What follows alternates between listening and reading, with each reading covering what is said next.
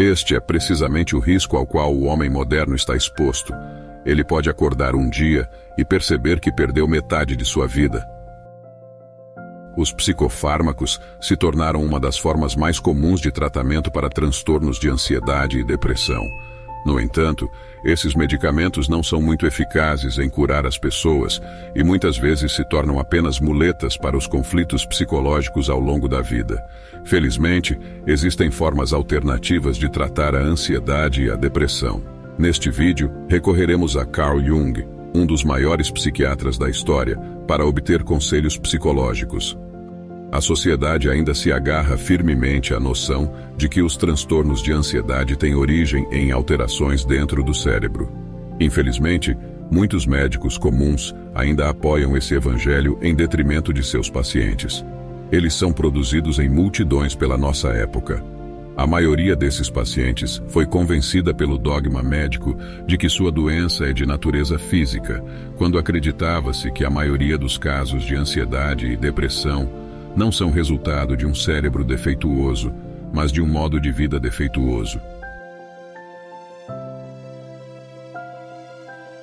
Portanto, o primeiro passo no método de tratamento de Jung não era prescrever medicamentos, mas fornecer uma dose de compreensão psicológica.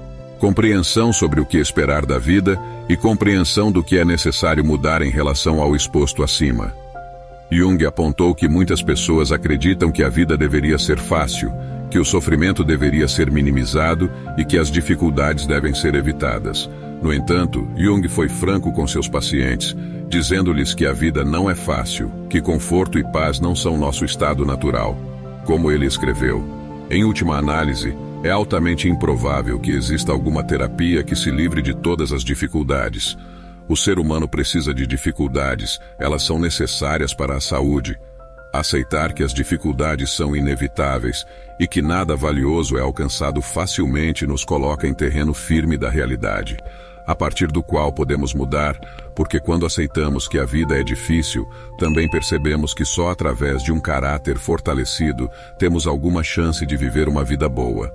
Por outro lado, se continuarmos presos à ilusão de que a vida deveria ser fácil, teremos menos motivação para superar um caráter fraco, pois erroneamente esperaremos que, se simplesmente dermos tempo, a vida se tornará mais fácil. E Jung escreveu que a vida é um campo de batalha, sempre foi e sempre será, e se não fosse assim, a existência chegaria ao fim. Outro aspecto da compreensão psicológica que Jung considerava crucial para seus pacientes era entender que nossos problemas existem no presente e que os problemas atuais não são resolvidos cavando em nosso passado. Muitas pessoas gostam de acreditar que só quando descobrem por que são como são, podem avançar na vida.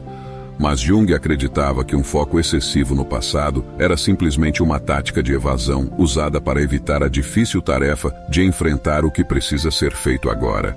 As pessoas devem saber que não apenas os neuróticos, mas todos naturalmente preferem nunca buscar as causas de qualquer inconveniência em si mesmos, mas afastá-las o mais longe possível de si, no espaço e no tempo. Caso contrário, correriam o risco de ter que fazer uma mudança para melhor. Em comparação com esse repugnante risco, parece infinitamente mais vantajoso para outra pessoa, ou se a culpa recair inegavelmente sobre si mesma, pelo menos assumir que de alguma forma ela surgiu por si mesma, na primeira infância. O primeiro requisito de qualquer método psicológico completo é que a consciência enfrente sua sombra. A sombra é o termo que Jung utiliza para se referir aos elementos de nosso caráter que negamos e forçamos para o inconsciente devido à vergonha, insegurança ou censura. Em outras palavras, é o lado de nossa personalidade que desejamos esconder dos outros e de nós mesmos. Não há dúvida de que o homem é, em geral, menos bom do que imagina. O desejo de ser todos temos uma sombra, e quanto menos ela se incorporar à vida consciente do indivíduo, mais escura e densa ela se tornará. Jung acreditava que confrontar a sombra era crucial no processo de mudança pessoal por várias razões. Em primeiro lugar, não fazemos nenhum favor a nós mesmos negando as partes inferiores de nossa personalidade, o controle de como e quando essas características emergem. Por outro lado, se reconhecermos uma falha de caráter, podemos aprender a controlar sua expressão e, assim, minimizar o dano que ela causa em nossas vidas.